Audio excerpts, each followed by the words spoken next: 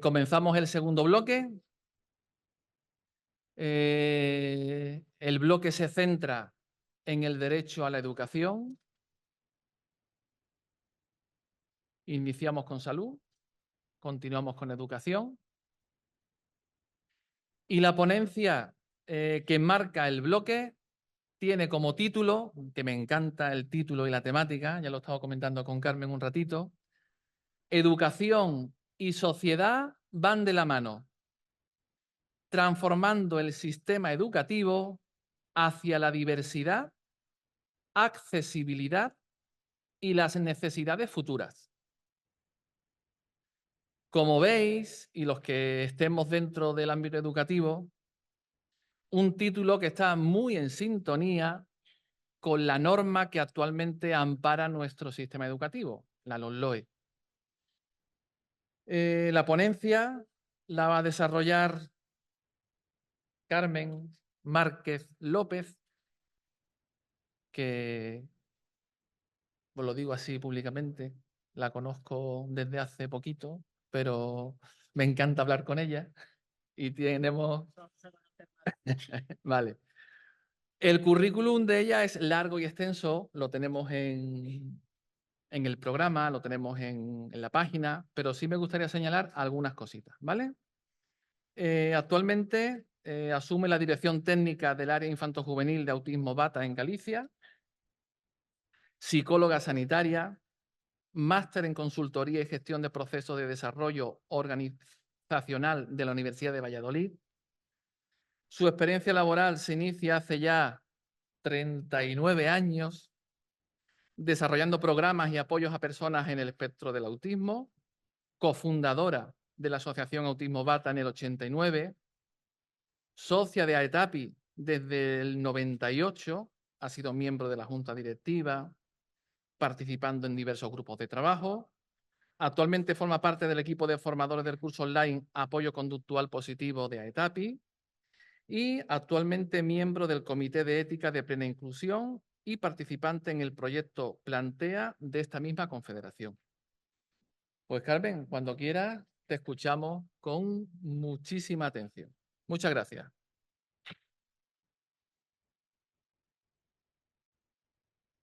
Gracias. ¿Se me escucha? Bueno, tenéis permiso para quedaros dormidos, dada la hora, y dormidas. La presentación, como sabéis, todas las presentaciones y la redacción, bueno, de las ponencias la vais a tener en la página de ETAPI.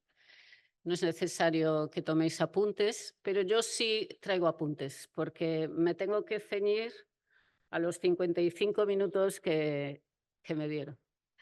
Entonces, como divago mucho cuando hablo, pues me voy a intentar ceñir al horario para respetar también a mis compañeras, a Teresa y a María, que van a presentar las prácticas inspiradoras. Muchas gracias, David, por tu presentación. Y nada, estábamos hablando ahora que tenemos muchas cosas en común porque él lleva el equipo de orientación en TEA aquí en Andalucía. Y es un experto en algo, un enfoque que vamos a hablar en educación, que yo creo que el siguiente congreso merece una ponencia de David. Bueno, yo aquí liándolo.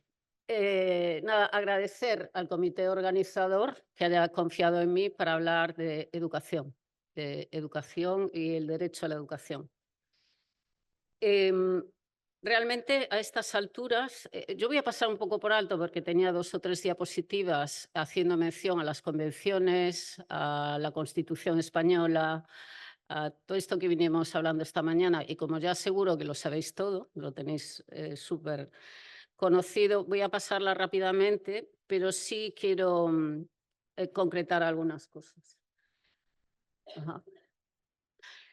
Lo primero, decir que a estas alturas, seguir debatiendo sobre el derecho a una educación única y gratuita para todas las personas sin exclusión alguna, no tiene sentido si no es para acelerar el disfrute de este derecho, contando con medios y recursos necesarios, entendiendo que la implementación de las leyes que lo amparan es responsabilidad no solo de los ámbitos políticos y administrativos, sino también de toda la sociedad, de todas nosotras.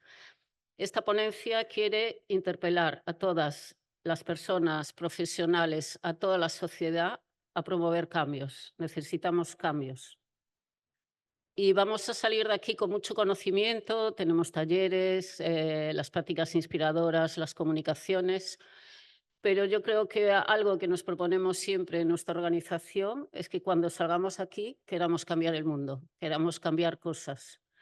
Hoy, términos como ética de la interdependencia, el enfoque centrado en la relación, van a marcar también un nuevo avance.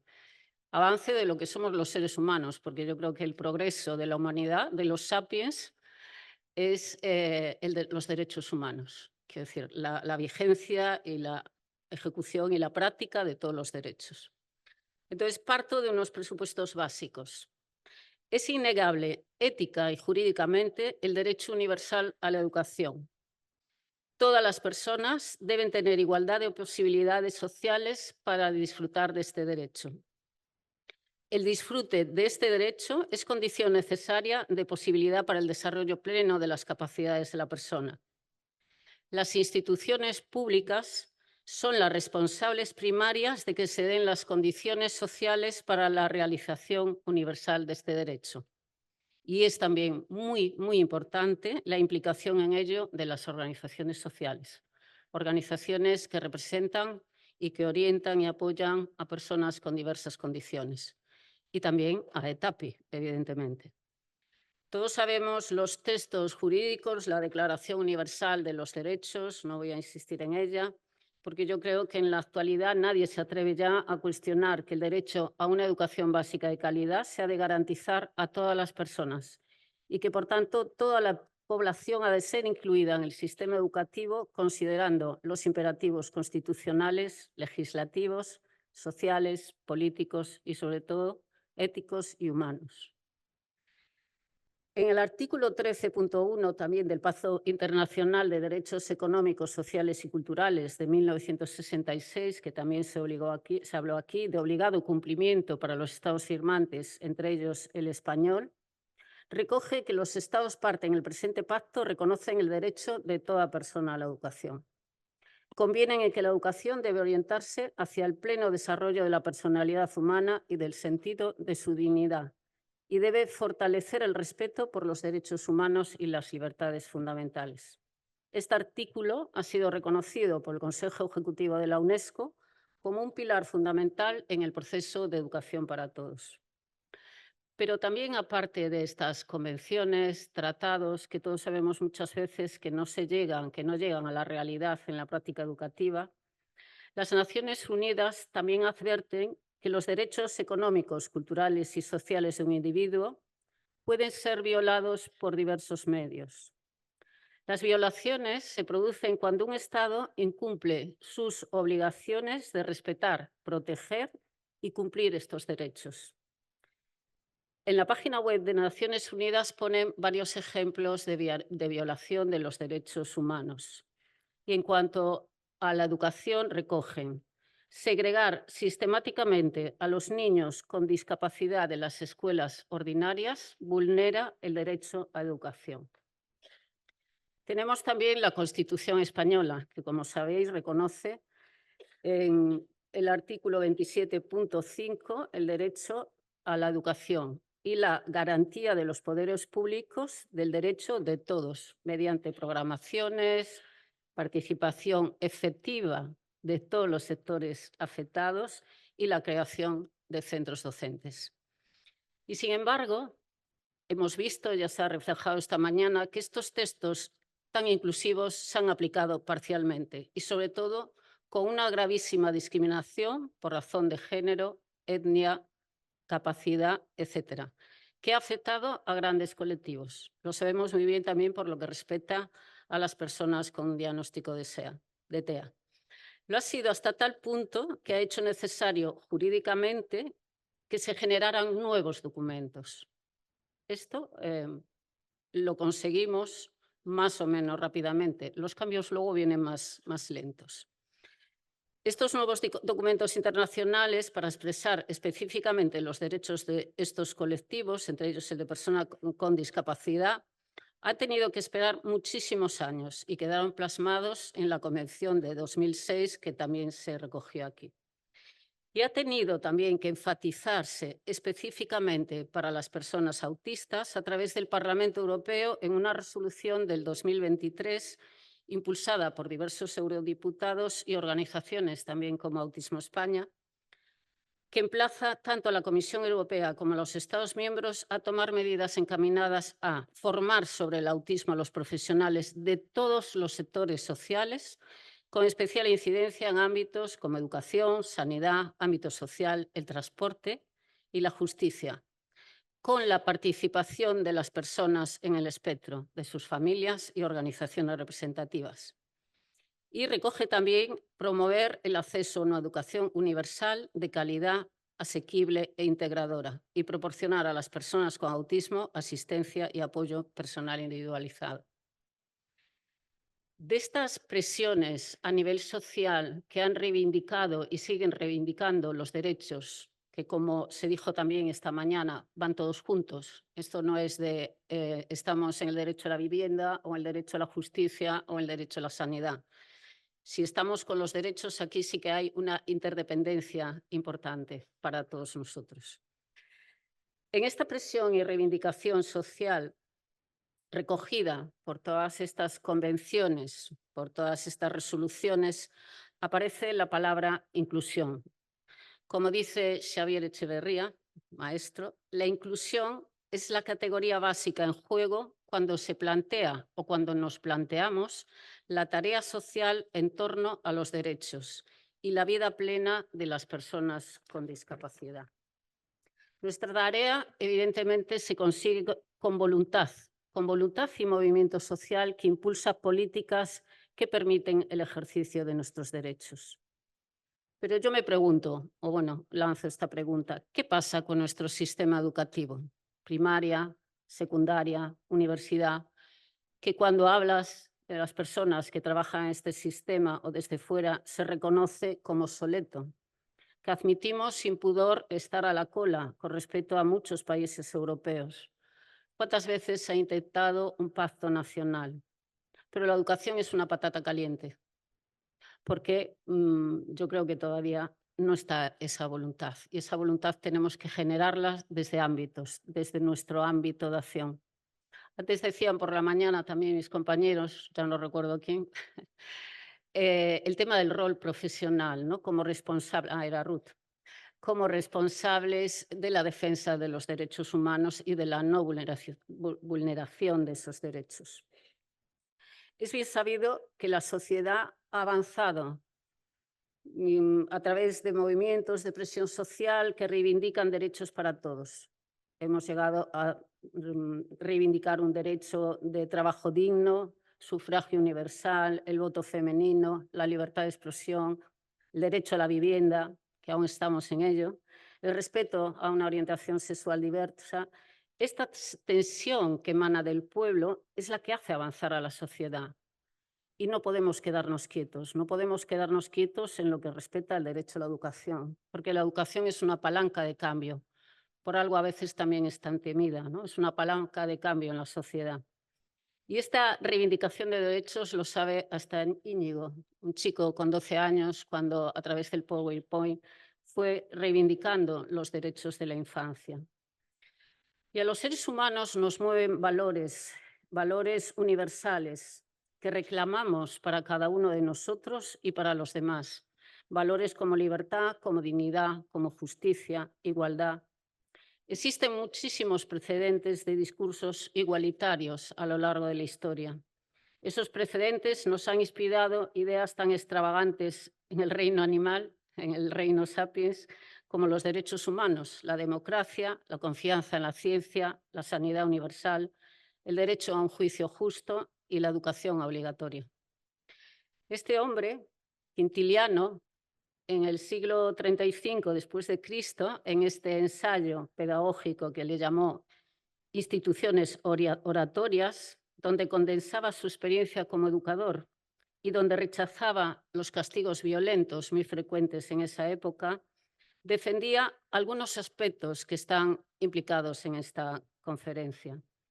Él dice, más eficaces que la violencia son las alabanzas y el amor al maestro, que poco a poco se transforma en amor por la asignatura. ¿Os suena un poco? El enfoque centrado en la relación. Quintiliano ya no creía en el 35, o sea, hace casi 2000 años, en la validez universal de los preceptos. Prefería adaptar sus métodos a las circunstancias, a las capacidades individuales y al contexto, como hablaba antes con David. Pero todavía seguimos mostrando resistencia a la hora de promover cambios. Van lentos, mucho más lentos de lo que quisieran muchos de los alumnos con diversas condiciones que están en nuestro sistema educativo. Y eso que la mayoría de nosotros se supone que somos flexibles. Cambios a la hora de generar más oportunidades de relación, de cooperación, de aprendizaje y respeto entre todas las personas. De comprender que no somos islas ni tan autónomos e independientes como nos parece o nos hacen creer. Algo a lo que ha hecho referencia esta mañana Xavier cuando explica la ética de la interdependencia. Y qué bonito es esto de pedir ayuda, ¿no? Esta idea que él habló también esta mañana de que parece que si pides ayuda estás en una posición inferior. Tenemos que pedir más ayuda. Yo creo que AETAPI además es una organización que fomenta la petición y la generosidad de ayuda. Debemos tener presente que la educación es una palanca de cambio que puede transformar la sociedad. Una sociedad basada en valores, que promueva nuevos derechos y que posibilite el ejercicio de los ya reconocidos. La inclusión no solo implica cambios, sino que también ofrece oportunidades a todo el alumnado y a todo el contexto educativo. Pero se necesitan también que sigamos generando cambios. Seguramente todas las personas que estamos aquí estamos de acuerdo en muchas de las cosas que van a salir en en esta charla. Necesitamos cambios en la visión de la persona, fundamental. Necesitamos cambio en saber para qué enseñamos, cuál es el motivo de la enseñanza. Y necesitamos cambios también en el concepto de diversidad. Y estos cambios pueden ayudarnos a generar cultura inclusiva. Ahí sí que podemos promover cambios. Cambios en la visión de la persona. Es indiscutible que somos seres cognitivos, sociales, motores y emocionales, que nuestro cerebro funciona como un todo, como dice Javier Tirapu, como una pastela, como un bizcocho. Como un bizcocho podemos estar compuestos de diversos ingredientes, pero que tienen un resultado único y único en cada persona. Nunca sale un bizcocho igual al otro, aunque utilicemos los mismos ingredientes.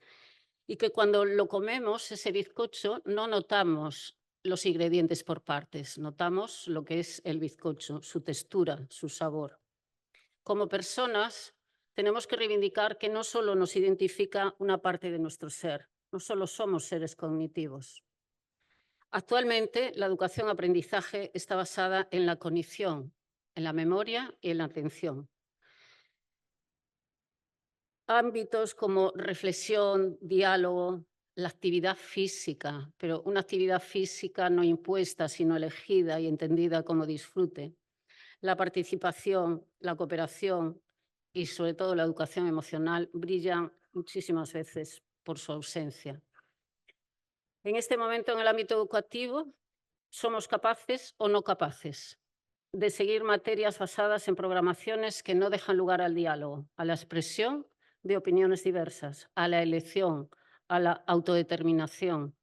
El alumno suele ser o se suelen convertir o nos solemos convertir en personas obedientes, dóciles, con escasas oportunidades de manifestar y defender realidades diferentes que aquellas que mantiene la programación oficial.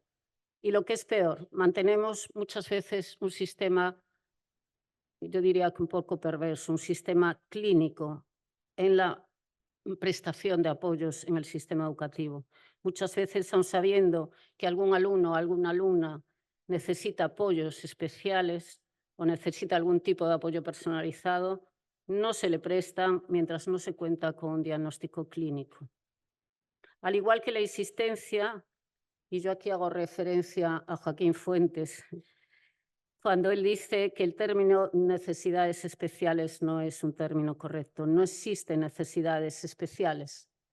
Las necesidades son comunes a todas las personas, desde necesidades básicas de sueño, alimentación y seguridad, hasta la necesidad de valoración, de respeto, participación y no exclusión. Lo que se necesitan son apoyos personalizados, romper barreras para ofrecer las mismas oportunidades a todo el alumnado. Somos personas conscientes, sociales y emocionales desde los primeros años. El contexto es parte fundamental en el desarrollo de las personas. Antes lo hablaba también con David, cuánto hay que cambiar en el contexto. Un entorno excluyente a nivel cognitivo o conductual ya invalida nuestro reconocimiento como ser humano, afecta a nuestra identidad, a nuestra dignidad y se puede excluir, desde luego, a personas individuales por lo que es a ojos del que excluye, ¿no? El estudiante rarito al que se puede acosar, o a colectividades enteras, definidas también por el que excluye, por una identidad determinada que desvalora y a veces teme. El riesgo de exclusión más crudo lo padece, como decía también Xavier, quien reúne varias de esas identidades: diversidad funcional, migrante, mujer, pobreza. Se excluye a alguien a quien se le destaca un rasgo no asignable a su responsabilidad, en nuestro caso, alumnado autista, por sus diferencias cognitivas o conductuales, en torno al que se construye un proceso o mecanismo de mal reconocimiento, que se concreta de este modo. El rasgo en cuestión es considerado negativo, disvalor, lo que le haría no merecedor e incapaz de integrarse normalizadamente, ignorándose la decisiva responsabilidad de la sociedad como sociedad excluyente en la interpretación y materialización concreta de ese rasgo, e identificando muchas veces a la persona en su integridad con el rasgo así percibido. Es autista. Y en ocasiones esas terminologías, y lo sabemos, acaban convirtiéndose en insultos de desprecio y de exclusión. Ante las diferentes formas de exclusión que no podemos controlar y que la verdad es que es un momento o es una época a nivel internacional muy excluyente, y ante estas diferentes formas de exclusión, como dice Emilio Lledó en su libro sobre la educación, es esencial la defensa de una escuela pública que haga desaparecer las azarosas e injustas diferencias que necesariamente impone la sociedad, o no necesariamente, pero que impone la sociedad en muchos ámbitos. Y en esto de cuidar lo raro, me vais a permitir que haga referencia también a un amigo, un referente para mí, Ángel Carracedo. Vosotros lo conocéis, es investigador, es un genetista de reconocido prestigio.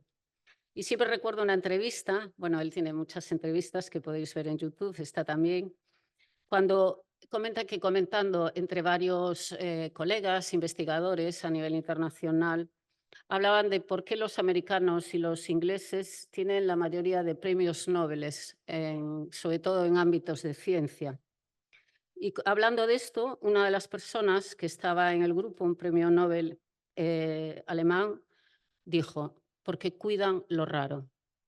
El pensamiento tangencial, lo raro, lo valoran en estos países, porque da visiones que no entendemos los neurotípicos, o la mayoría.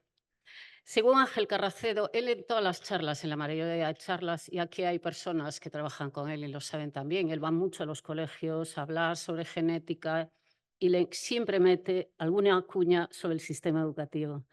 Entonces, él dice que en España se tiende a la uniformidad y lo raro se suele excluir.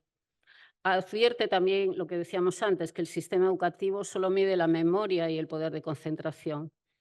Y muchas veces comenta que a medida que van los colegios, lo que va observando es que a medida que los niños van creciendo y pasando de curso, el nivel de curiosidad, de creatividad, de participación va disminuyendo. No se valoran las capacidades peculiares, ni se valora mucho lo que ellas pueden aportar.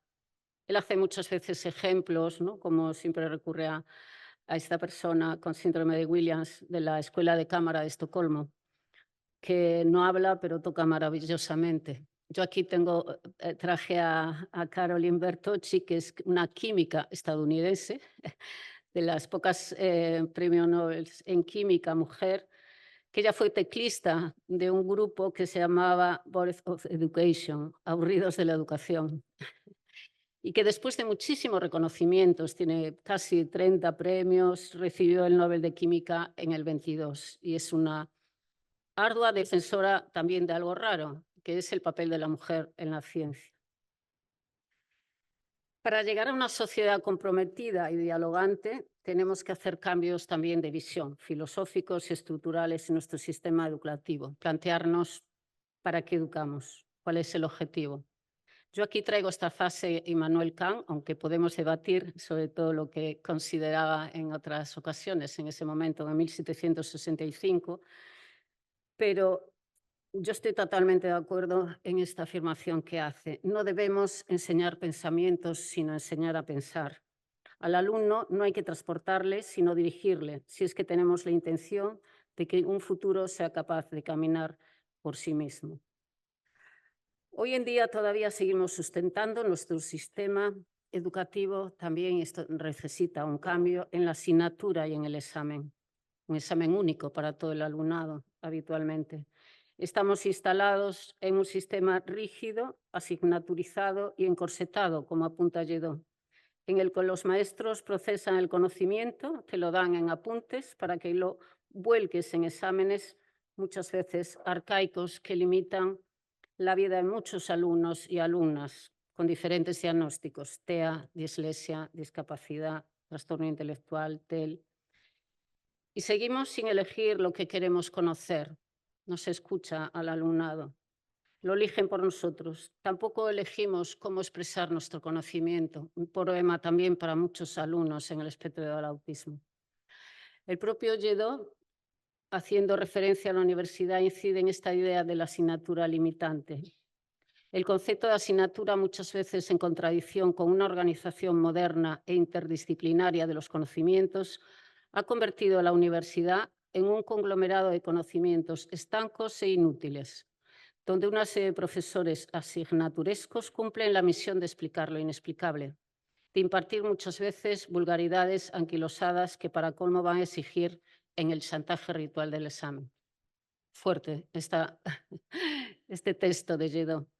Lledó es filósofo, es escritor, catedrático de filosofía y filología clásica en diversos institutos y en universidades, Premio Nacional de Literatura en la modalidad de ensayo, miembro de la Real Academia Española y Premio Princesa de Asturias de Comunicación y Humanidades en el 2006. Y dice en su libro sobre educación estas cosas que pueden sonar un poco fuertes, pero nos pueden ayudar a reflexionar y a promover cambios también. En muchas ocasiones, en el ámbito educativo, hacemos referencia a la escasez de formación y conocimiento de los profesores sobre otras realidades y la forma de aprender que implica un diagnóstico de TEA o condiciones diversas, lo cual exige cambios, evidentemente, y exige adaptaciones. Una parte esencial de la formación del maestro en mayúsculas debería de ser el conocimiento de cómo aprende nuestro cerebro y la vinculación del aprendizaje con las emociones. En este libro de Uta Frith y Sarah Blackmore, así como otros estudios que insisten en esto, nos advierten una vez más de esta relación entre aprendizaje y emociones. Ellas señalan en su libro: entendemos por cognición todo aquello que hace referencia a la esfera mental, la cual engloba pensamiento, memoria, atención, aprendizaje, actitudes mentales y, de manera importante, las emociones. El cerebro y la mente hay que explicarlos juntos. Y resaltan esto que recojo aquí: existen pocos vínculos entre las investigaciones neurocientíficas y cerebrales y las políticas y prácticas inclusivas. Evidentemente, estos cambios de visión de la persona, de visión integral de la persona y de cambios en la enseñanza y aprendizaje que debemos de tender a reflexionar, no solo en los ámbitos políticos y administrativos, sino como personas que somos referentes, ¿no? Antes, aquí por la mañana, también alguien decía cómo influimos en nuestro medio. Somos personas referentes para las personas que damos apoyo, para la sociedad en la que vivimos. Y no tenemos que olvidarnos de eso. Eso también exige ética personal y profesional. Estos cambios de visión de la persona y a una forma de enseñar inclusiva y participativa, evidentemente van orientados a la educación de todo el alumnado, sin exclusión alguna. Pero se necesita también un cambio importante en la visión de la diversidad, en la aceptación y el cuidado de lo raro. Se precisa no solo suscribir tratados internacionales, sino acompañarlo de recursos, formación y transformación de centros ordinarios que se precisen. Es necesario transformar la visión de la diversidad y entenderla como un nuevo modelo social y reivindicativo. No vivir la inclusión educativa es estar excluido, marginado, lo cual supone un no reconocimiento de la igual dignidad intangible de todos. Ello implica que la inclusión no debe ser vista como principio inspirador de las políticas públicas, abierto al discernimiento libre de estas por parte de los Estados o respeto a los modos e intensidad de su aplicación, sino como derecho exigible. Esto se recoge en el informe del Comité Ético de Plena Inclusión, que le llamaron Consideraciones en torno al debate de la educación inclusiva, de marzo de 2019. Este informe fue realizado a raíz de una investigación relacionada con España bajo el artículo 6 del protocolo facultativo sobre violaciones del artículo 24, el que se refiere al derecho de la educación. En esta investigación, seguro que muchos ya lo conocéis, se daba un tirón de orejas al Estado y se pedía eliminar la excepción de la educación segregada de estudiantes con discapacidades, tanto en unidades o aulas especiales dentro de la misma escuela como en centros de educación especial. Lo inverso a la exclusión es la inclusión. Lo primero normalmente constituye o debe constituir un fracaso social o educativo. Lo segundo, un logro o éxito de la sociedad y a nivel individual. Es una fuente de cohesión social y de justicia si se trata de una inclusión plenamente integradora. Vivimos en una sociedad fuertemente excluyente en estos momentos. Todos lo sabemos. Las fake news, los prejuicios sobre los migrantes, etc. Lo inverso a la exclusión es la inclusión. Perdón, esto ya lo dije. Por ello, es necesario, todavía después de tantos años y tantos pactos y declaraciones, que en la Agenda 2030 se siga incluyendo la educación como uno de los primeros objetivos de desarrollo sostenible. En la defensa de la inclusión educativa y social nos movemos en varios ámbitos entrelazados, también interdependientes: la ética, los derechos y la cultura. Nos mueven los valores universales, suscribimos cartas, convenciones y tenemos una Constitución que nos ampara, pero nos falta la práctica. Una cultura inclusiva asumida por toda la sociedad. Y en esto tenemos responsabilidad todas las personas que estamos aquí. Porque la cultura la hacen las personas y no al revés. Nuestro compromiso ha de ser desarrollar una cultura educativa inclusiva, y procurar que sea asumida por toda la sociedad o cada vez por más ámbitos sociales. Un ejemplo de cultura asumida que todos tenemos claro es una escuela para todos sin distinción de género. Es algo ya asumido e integrado en nuestra sociedad. La antigua escuela, la que yo viví, segregaba a niños y a niñas, no solo en el colegio, también en los institutos. Y en este momento nos parece obsoleta, nos parece una aberración cuando alguna organización, entidad o escuela quiere volver a esto. Algún día asumiremos como algo habitual que solo hay una escuela para todos, sin límites por la capacidad cognitiva o adaptativa. Seguramente yo no lo veré.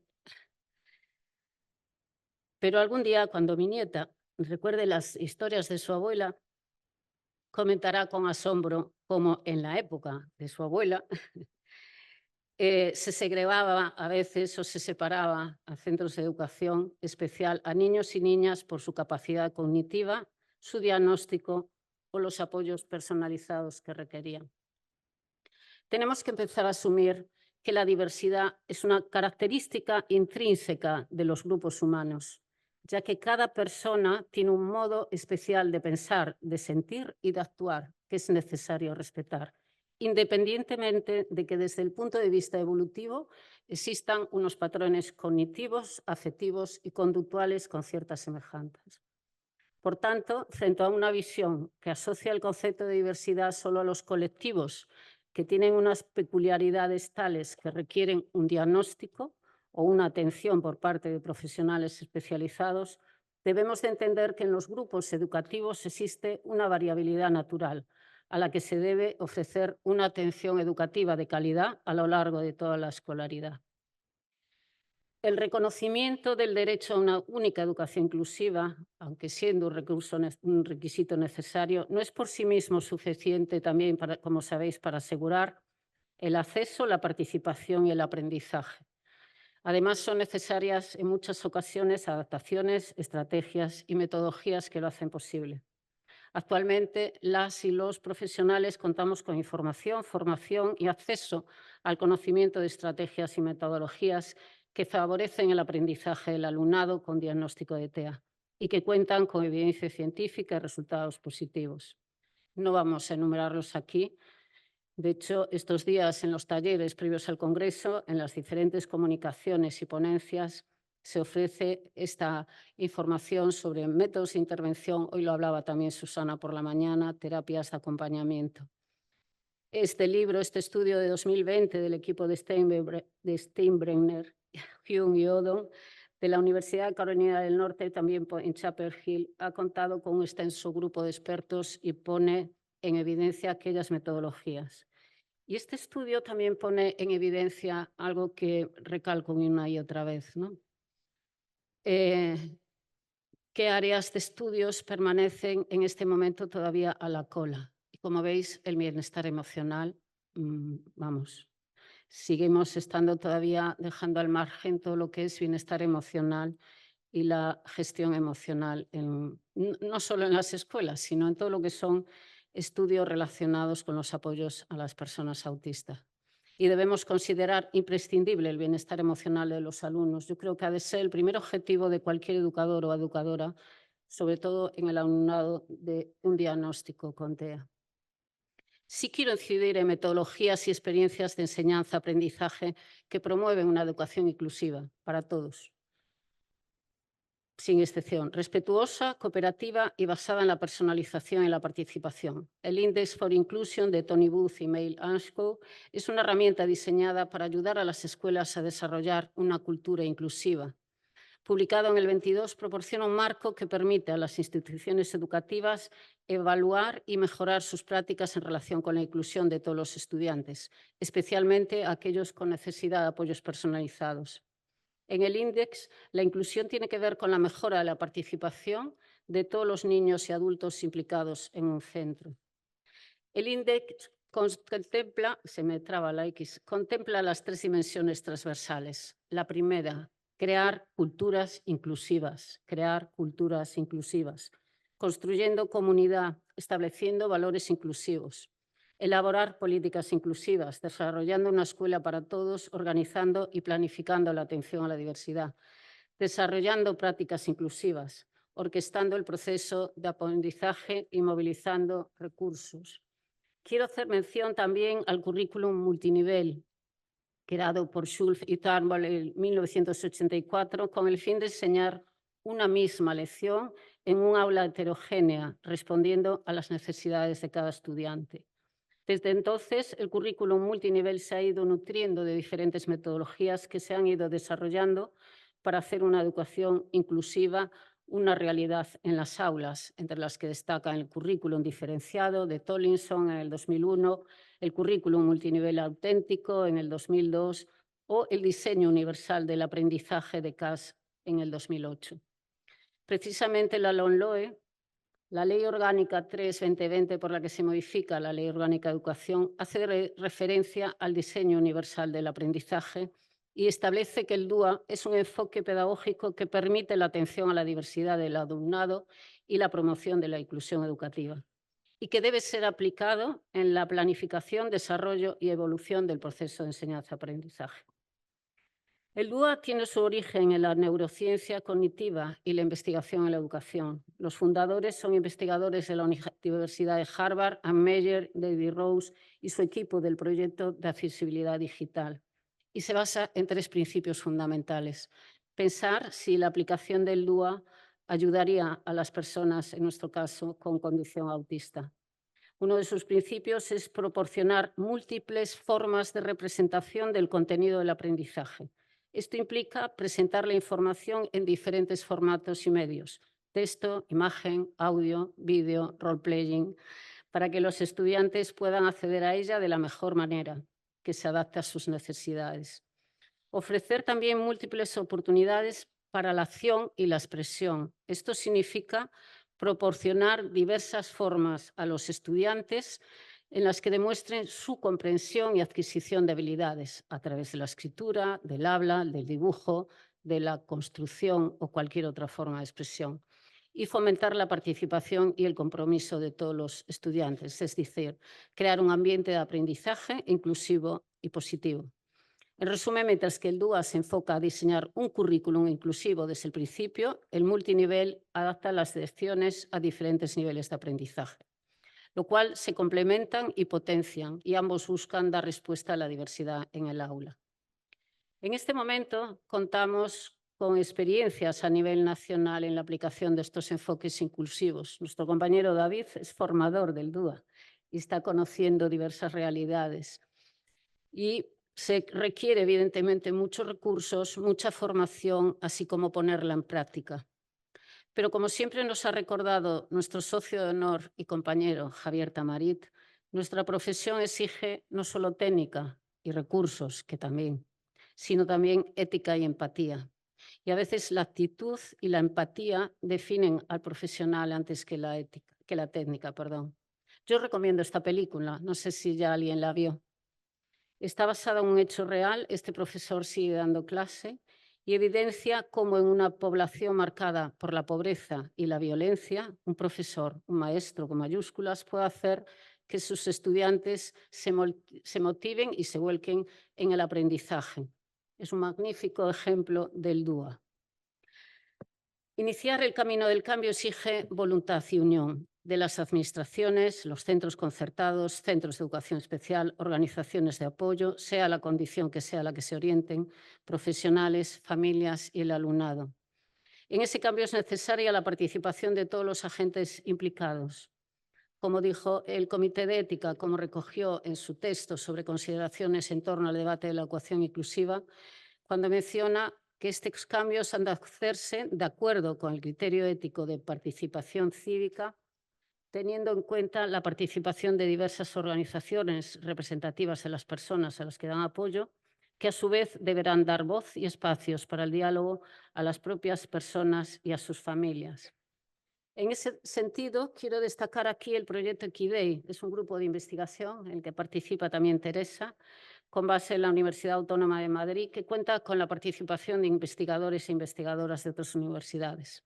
El grupo se ha creado para contribuir a mejorar la comprensión psicopedagógica de los procesos de cambio conceptual, mejora e innovación escolar que ayuden a promover una educación con mayor equidad y por ello más inclusiva. Dentro de las acciones de este grupo y objetivos, se ha concretado de forma colaborativa y liderado por Gerardo Echeita un documento que define una hoja de ruta para el proceso de transformación de los centros de educación especial como centros de recursos y apoyos para la inclusión. En esta hoja de ruta se vuelve a mencionar la importancia de la participación y colaboración de todos los implicados en esta formación, en esta transformación. Las administraciones educativas, tanto nacionales como autonómicas, centros de educación especial, centros ordinarios y organizaciones del movimiento asociativo. Tenemos mucha tarea por delante. Y también es necesario incluir, evidentemente, a las personas autistas y a sus familias. Hay que señalar que la ciudadanía no es algo que acontece en un dominio particular, el currículum escolar, en el hogar, sino que se construye y se sucede todo el tiempo en cada escenario en el que se encuentran las personas, en las que se encuentran los niños.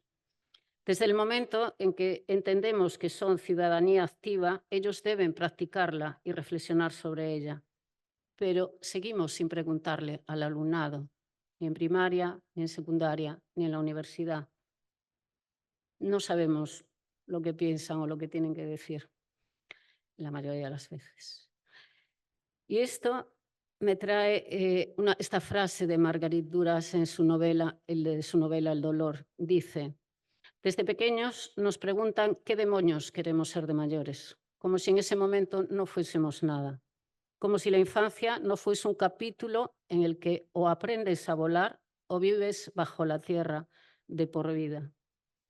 Y desde ese dolor que viven muchos niños y niñas, vuelvo a insistir en que centrar la escuela solo en lo académico es reducir la vida de los futuros ciudadanos. Somos conocedores de que casi el 10% de los alumnos de primaria ha sido víctima de acoso escolar. La situación empeora en la educación secundaria, donde el bullying se vuelve más común, con la exclusión también en las redes sociales. Y sabemos que esto tiene consecuencias graves en la salud mental y emocional de las personas. Debemos recordarnos que no solo tenemos que dar voz a los estudiantes, sino que todas las personas debemos alzar la voz, una voz alta y clara ante el acoso que sufren muchos niños y jóvenes en el entorno escolar. Porque, como dice Irene Vallejo en su magnífico libro El infinito en un junco, donde narra el acoso que ella sufrió, nada hay peor que el silencio. Ante una zancadilla, una broma, un insulto, lo peor es el silencio de los compañeros, el silencio de los profesionales. Somos vergonzosamente uno de los países con más acoso escolar. Es una exigencia ética la toma de iniciativas educativas, sociales, juntamente con las personas autistas. Iniciativas que supongan la ruptura de ese muro de invisibilización, todavía notablemente presente. Como dice Roger Hutt, profesor emérito del Centro de Posgrado de la Universidad de Nueva York y defensor de los derechos del niño, seguro que lo conocéis, la participación es la capacidad para expresar decisiones que sean reconocidas por el entorno social. Eso es participación. Y que afecten a la vida de la propia persona o a la vida de la comunidad en la que uno vive. Y haciendo referencia a la conocida frase de este profesor y defensor de los derechos del niño, que dice: la ciudadanía no se impone, se construye, yo añadiría también que la cultura inclusiva no se impone, se construye. Tenemos que construirla. Tenemos tarea. Ay, perdón.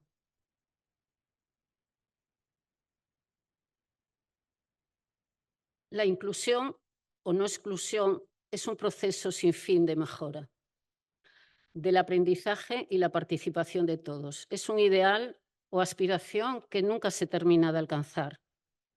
Hay muchas presiones y hoy en día muchísimas que favorecen la exclusión, que son persistentes y pueden adoptar nuevas formas. No hay un centro totalmente inclusivo. La inclusión tiene lugar tan pronto como el proceso de mejora de la participación comienza. Por lo tanto, un contexto inclusivo puede ser descrito como aquel que está en movimiento hacia la utopía.